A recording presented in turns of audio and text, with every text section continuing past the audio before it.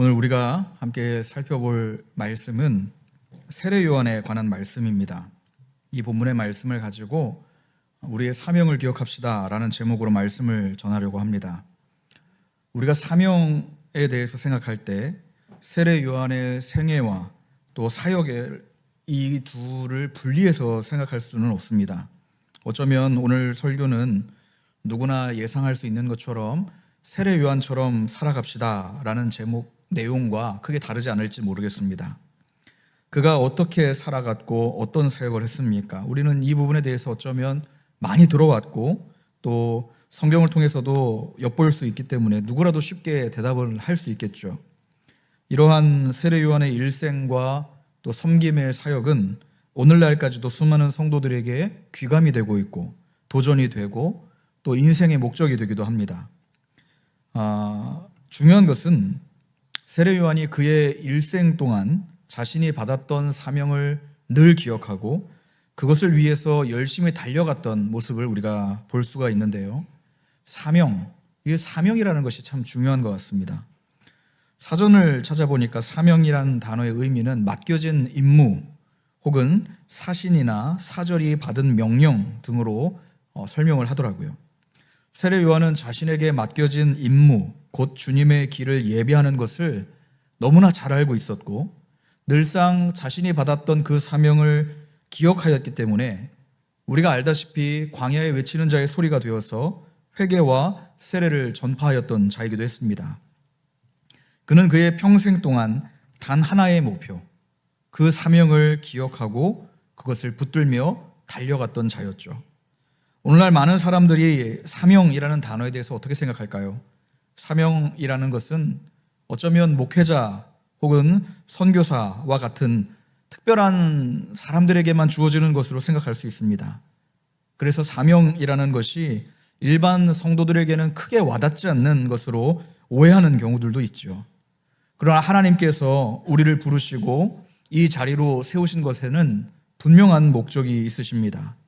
따라서 사명이라는 것은 특정한 어떤 계층이라든지 특정한 직분자에게만 주어지는 것이 아니라 주님의 몸을 이루고 있는 모든 성도들에게 주시는 것이라고 할 수 있겠죠. 그렇다면 하나님께서 이 시간 저와 여러분에게 주시는 사명은 무엇일까요? 그리고 하나님께서 우리 가자동강교회에게 주시는 사명은 무엇이고 우리 한국교회에 주신 사명은 무엇일까요? 그것이 무엇이기에 우리는 늘상 그 사명을 기억해야 하고 그 사명만을 붙들며 달려가야 하는 것입니까? 오늘 본문의 말씀을 통해서 우리의 사명과 관련된 세 가지 자세를 살펴보려고 합니다. 이를 통해서 많은 은혜와 도전이 되시기를 바랍니다. 첫 번째는 함께 따라해 주십시오. 우리는 세상으로 파송받았습니다. 감사합니다. 6절 말씀을 보십시오. 6절 말씀 제가 봉독하겠습니다. 하나님께로부터 보내심을 받은 사람이 있으니 그의 이름은 요한이라 라고 말씀합니다. 저 화면에 노란 글씨를 보시면 보내심을 받다, 보내다 라는 단어가 있는데 성경에서는 이 보내다라는 의미가 크게 두 가지의 헬라어로 사용이 됩니다. 일반적으로 사용되는 단어는 펜포라는 단어이고 또 특수한 경우에 사용되는 단어가 아페스텔로라는 단어인데요. 첫 번째로 말씀드렸던 의미는 일반적으로 누군가를 보내는 통상적으로 사용하는 의미라고 한다면 두 번째, 지금 말씀드릴 이 특별한 아페스텔로라는 단어는 공적으로 파송하는 것을 의미합니다. 누군가가 자신의 권위를 부여해서 어떤 특수한 목적을 지닌 채로 이 사람을 보내는 것이죠. 성경은 이 단어를 오늘 본문 안에서 세례 요한에게 사용하고 있죠. 다시 말해서 세례 요한은 하나님의 특별하신 사명을 받은 채로 세상에 보내심을 받은 존재라는 것입니다. 자, 그렇다면 세례 요한의 사명은 무엇일까요? 우리가 함께 읽진 않았지만 요한복음 1장 15절 말씀을 보면 내 뒤에 오시는 이, 바로 예수님을 가리키죠. 다시 말해서 세례 요한의 첫 번째 가장 중요한 사명은 예수님을 증언하는 사명이었다라는 것을 우리가 알 수 있고요. 또 사도행전 19장 4절 말씀을 보면 바울이 이르되 요한이 회개의 세례를 베풀며 백성에게 말하되 내 뒤에 오시는 이를 믿으라. 바로 예수님을 믿게 하는 예수님께로 많은 사람들을 인도하는 사명을 가지고 있었다. 우리가 그것을 알 수 있습니다. 또한 말라기 3장 1절 말씀을 보면 내가 내 사자를 보내리니 그가 내 앞에서 길을 준비할 것이요 라고 하시면서 메시아의 사역을 여는, 그 사역을 준비하는 아주 중요한 사명을 받은 채로 파송받은 존재라는 것을 알 수가 있습니다. 정리하자면 세례 요한은 주님의 길을 예비하는 자로서 많은 이들에게 예수님을 증거하는 이 귀한 사명을 받은 존재라는 것이죠. 자, 그런데 여러분 생각해 보십시오. 지금 세례 요한이 어디에서 주님의 길을 예비하고 누구에게 자신 뒤에 오실 주님을 증언합니까? 세례 요한은 광야에서 외치는 자의 소리가 되어서 자신의 뒤에 오실 그리스도 예수의 길을 준비하던 자였습니다. 다시 말해서 그는 교회 안에 머물거나 교회 안에 정체되지 않고 세상으로 나아가서 그리스도를 전하였다라는 것이죠. 이것은 세례 요한뿐만 아니라 모든 사도들과 복음을 전하는 자들도 마찬가지였습니다. 교회 안에서 먼저 받은 은혜를 확고히 붙들고 이를 세우는 사역도 중요합니다. 교회 안에서 참된 안식과 만족을 누리는 것도 중요합니다. 교회 안에서 하늘의 신령한 은혜를 공급받고 누리는 것 매우 중요합니다. 그러나 우리가 교회 안에서, 교회 울타리 안에서만 같은 신앙으로 똘똘 뭉쳐서 우리끼리만 하나님 예배하고 우리끼리만 하나님 찬송하는 그 정도로 멈추어서는 안 되는 것이죠. 우리끼리만 잘 먹고 잘 살다가 천국 가는 것, 그것으로 만족해서는 안 된다는 것입니다. 우리는 세상으로 파송받은 자들입니다. 우리가 밟고 있는 이 땅으로 나아가 그곳에서 주님의 길을 예비하는 자들, 이것이 바로 하나님께로부터 사명을 받은 존재라는 것이죠. 이 위대하고 거룩한 사명을 하나님께서는 오늘 교회에 이름하셨습니다. 바로 저와 여러분이 그 사명을 받은 자들이라는 것이죠. 성도 여러분, 우리가 아까 함께 외쳤던 것처럼 저와 여러분들은 세상으로 파송받은 존재들입니다. 내가 서 있는 그곳에서, 내가 속해 있는 가정에서, 내가 속해 있는 직장 가운데에서, 여러분이 속해 있던 어떤 모임 중에서라도 우리는 바로 그 자리에서 주님의 길을 예비하고 바로 그 자리에서 예수 그리스도를 증거하는 사명을 받았음을 기억하시기를 바랍니다. 우리가 이와 같이 주님을 증거하는 것이 바로 다시 오실 예수 그리스도의 길을 예비한다라는 것을 기억하시기를 바랍니다. 바로 없기는 이 자리에 저와 여러분 모두가, 우리 한국교회가 이와 같이 우리가 속해 있는 그곳에서 주님의 길을 예비하는 이 귀한 사명을 힘있게 감당하시기를 간절히 소망합니다. 둘째로 또 함께 따라 하시겠습니다. 우리는 증인입니다. 네, 감사합니다. 7절을 보십시오. 7절 제가 읽겠습니다. 그가 증언하러 왔으니 곧 빛에 대하여 증언하고 라고 말합니다.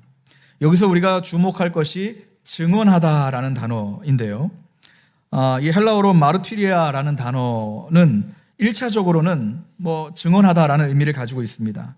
세례 요한의 사명에 대해서 언급하면서 본문에서는 그가 증언하러 왔다라고 말씀하고 있죠. 원어로 표현하면 그가 증언하기 위한 용도로, 증언하기 위한 목적으로 이 땅에 왔다라는 의미입니다. 그런데 여러분, 증거 혹은 증언, 이러한 단어를 우리가 일상에서 자주 사용하지는 않죠. 주로 어떤 때에 사용되는 말입니까? 사실은 법정에서 사용되는 용어입니다. 법정에서 증거와 증인은 억울한 생명을 다시 살릴 수도 있고 오해와 편견을 바로 잡을 만큼 중요하죠.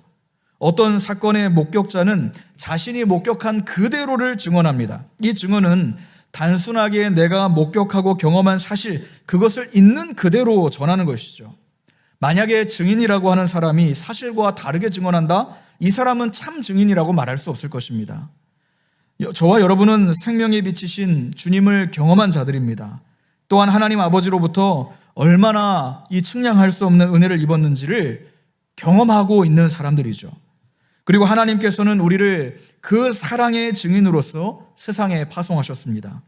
증인에게 요구되는 것은 경험한 사실들을 있는 그대로 전하는 것이죠. 온 천지 만물을 아버지의 영광을 위하여 창조하시고 또 우리의 삶 가운데 날마다 다스리시고 통치하시는 우리 하늘 아버지의 주권, 그리고 영원한 사망 가운데 죽었던 우리를 살리셔서 아버지의 자녀로 삼아주신 우리 예수 그리스도의 은혜의 공로와 또한 날마다 우리의 삶 가운데 역사하시는 성령 하나님의 돌보심을 우리가 매일매일 순간마다 경험하는 대로 하나님의 은혜를 이 세상 가운데 증언해야 하는 것입니다. 그런데 오늘 본문에서의 세례 요한의 사명은, 즉 증언하기 위하여 보내심을 받은 그의 사명은 단순하게 자신이 알고 있는 것을 전하는 것, 그 이상의 의미를 가지고 있습니다.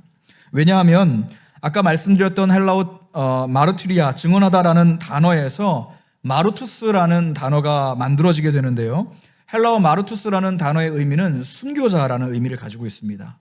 순교자는 누구입니까? 내 믿음을 굽히지 않기 위해서, 내가 굳게 확신하는 것을, 그 믿음을 지키기 위해서 때로는 죽음까지도 불사하는 자들이 아닙니까?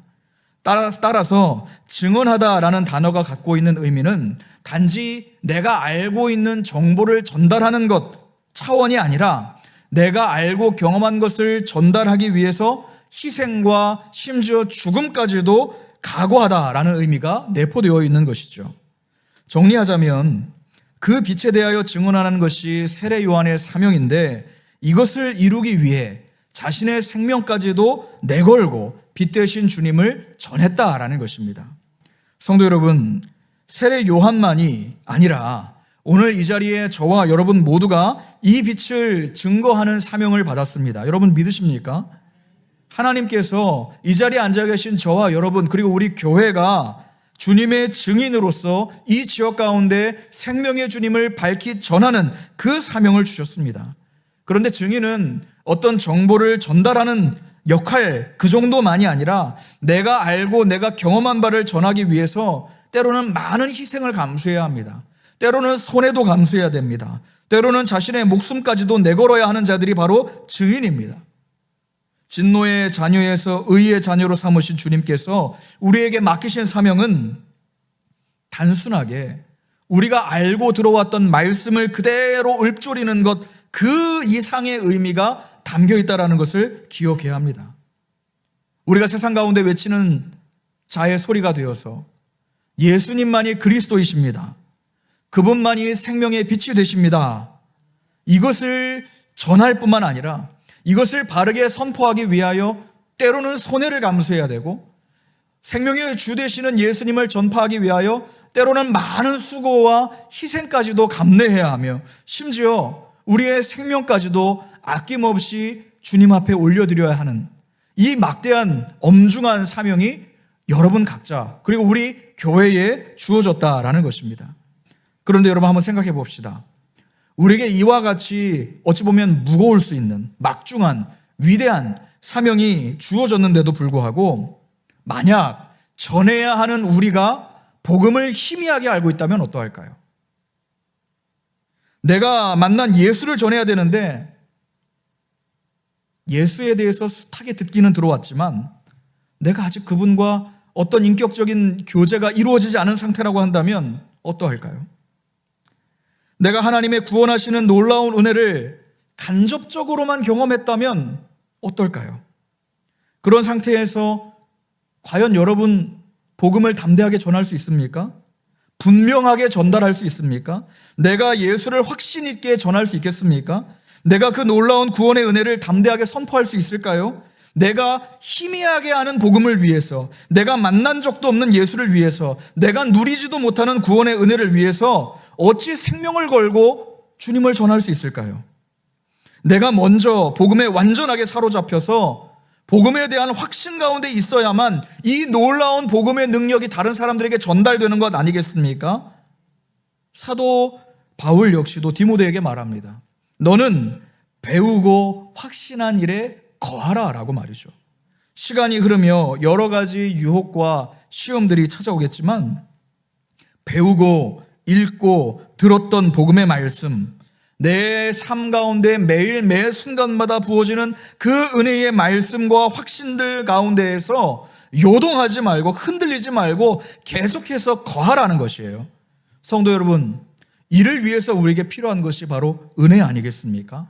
강단에서 선포되는 복음의 말씀이 그저 지식적으로만 습득이 되고 끝나는 것이 아니라 그 살아있는 복음의 말씀이 내 혼과 영과 관절과 골수를 찔러 쪼개며 내 마음의 생각과 뜻에 숨겨진 죄악들을 드러내고 그것을 교정하고 하나님의 뜻대로 돌이키게 하는 그 놀라운 일들이 우리의 매 순간마다 실제적으로 일어나는 데에 하나님의 은혜가 필요하다라는 것이에요. 한 영혼을 변화시키시고 교정하시고 그 발걸음을 인도하시는 은혜 말입니다. 바라옵기는 하나님께서 은혜를 베풀어 주셔서 생명의 빛이 되시는 주님을 확신하는 믿음 가운데 온전히 사로잡히셔서 상황에 지배되지 않고 담대히 우리 주님을 증거할 수 있는 이 자리에 모든 여러분들 되시기를 주님의 이름으로 소망합니다. 마지막으로 함께 따라해 주십시오. 우리는 도구일 뿐입니다. 네, 우리 7절 중반부부터 8절 말씀을 보십시오. 제가 봉독하겠습니다. 모든 사람이 자기로 말미암아 믿게 하려 함이라. 그는 이 빛이 아니요 이 빛에 대하여 증언하러 온 자라.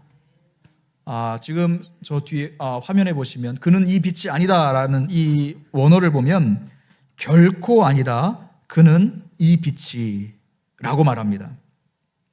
요한복음 1장 말씀을 보면 태초부터 계셨던 생명의 빛이신 예수 그리스도 그리고 그분의 길을 예비하고 있는 세례 요한을 교차적으로 대조하고 있습니다. 방금 읽었던 8절은 세례 요한이 결코 성경에서 말씀하시는 그 빛이 아니라는 것을 강조하고 있죠. 또한 7절 말미를 보시면 모든 사람이 자기로 말미암아 믿게 하려 함이라 라고 말하는데 자기로 말미암아라는 구절은 그를 통하여 라는 의미입니다. 모든 사람이 그 빛을 믿되 세례 요한을 통하여 믿도록 하는 것, 세례 요한을 통해 예수를 믿는 것, 세례 요한을 통하여 예수만 드러나는 것, 결국 이것은 자신을 가리고 자신을 숨기고 자신을 덮어두고 내 안에 살아계신 예수만을 밝히 드러나게 한다라는 의미를 가지고 있죠. 성도 여러분, 우리가 살아가는 이 세상을 보십시오. 얼마나 많은 거짓 예수들이 판을 치고 있습니까? 전 세계 통틀어서 한국의 자칭 재림 예수가 가장 많다라는 것은 너무나 부끄러운 일입니다. 하나님을 의존하려고 하는 연약한 인간의 마음을 악용하여 자기가 하나님처럼 섬겨지기를 원하고 많은 사람들이 자신을 따르기를 원하고 숭배하기를 원하는 사람들이 얼마나 많이 있습니까? 이 모든 것이 사람의 죄악, 그 교만함 때문입니다. 그런데 이러한 일들이 교회 밖에서만 일어나는 것이 아니라 교회 안에서도 얼마든지 일어날 수 있음을 우리는 잊지 말아야 합니다. 주님의 은혜로 말미암아 일평생 정말 귀한 사역들을 감당하다가 한순간에 교만해져서 참으로 이 비루해져 버리는 인생들 이야기가 얼마나 많이 있습니까? 그들의 공통점은 하나님의 은혜로 큰 사역들을 감당하다가 높은 자리, 사람들의 이목을 집중되는 그 자리에 올라섰을 때 나를 통해 하나님께서 일하신 것을 인정하지 않고 이 모든 것들을 내 능력으로 이루었다, 자랑하였다라는 것이죠. 성경에도 이런 인물이 있죠. 히스기야 왕이 그랬습니다. 하나님께서 나라의 위기 가운데 또 자신의 그 죽음 앞에서 히스기야의 부르짖음에 응해 주셨습니다. 그가 하나님께로부터 큰 은혜를 입었기 때문에 세상 가운데 하나님을 이제부터 증거하는 삶을 살았다라고 생각하기 쉽죠. 그러나 그의 말년은 그렇게 아름답게 끝나지 않았습니다. 하나님의 많은 복을 누렸던 히스기야는 그의 마음이 교만과 허영심으로 가득하게 되어서 자신을 스스로 높이기 위해 하나님께서 부으셨던 많은 보물들을 자랑하기 시작합니다. 하나님께 받았던 귀한 보물들을 자랑하는 것이 무엇이 문제냐 생각할 수 있겠습니다. 그러나 히스기야가 이렇게 한 것은 하나님을 영화롭게 하기 위한 것이 아니라 외국 방백들의 목전에서 자신을 높이고자 함이었다라는 것이죠. 그 결과 어떻게 되었습니까? 역대하 32장 31절 말씀을 보시면 저 색깔을 잘 보십시오. 하나님이 히스기야를 떠나셨다라고 말씀합니다. 여러분, 이것이 얼마나 두려운 말씀입니까? 하나님의 은혜를 망각하고 그 은혜로 받은 선물들을 자랑하기 시작하고 하나님이 주신 것이 아니라 내가 이루었다, 내 능력으로 이루었다 라고 교만하게 행할 그 사람에게 하나님은 그를 떠나신다라고 말씀합니다. 내가 도구임을 망각하고 스스로 주인이 되고자 한다면 누구든 하나님은 그를 떠나실 것입니다. 세례 요한을 보십시오. 그는 결코 이 빛이 아니었습니다. 아니 어쩌면 단 한순간도 생명의 빛으로 살기를 원하지 않았을런지도 모르겠습니다. 왜냐하면 생명의 빛은 오직 예수 그리스도 한 분뿐이시기 때문이죠. 그는 그저 이 빛에 대하여 증언하는 데에 자신의 모든 것들을 바친 자였습니다. 사랑하는 성도 여러분, 방금 우리가 살펴본 바와 같이 우리는 도구일 뿐입니다. 때로 하나님의 은혜로 많은 이들의 관심과 주목을 받게 될 자리에 올라설지라도 우리는 도구입니다. 또한 하나님의 섭리 안에서 낮아지고 작고 천한 일들을 감당하게 될지라도 우리는 그분의 손에 쥐어진 도구임을 기억하시길 바랍니다. 내가 처한 상황과 형편 속에서 나를 도구로 사용하기를 원하시는 하나님의 손길에 나 자신을 온전히 맡기는 것이 도구로서의 합당한 삶입니다. 자비하시고 인애로우시고 노하기를 더디하시는 우리 주 아버지께서 우리의 무능함과 우리의 무익함을 가려주시고 오직 저와 여러분을 통하여 세상 가운데 생명의 빛이신 예수 그리스도를 담대히 증거하게 하시되 하나님께만 모든 존귀와 영광을 올려드리시는 이 자리의 모든 성도 여러분들과 우리 가자 동강교회 되기를 주님의 이름으로 축복합니다.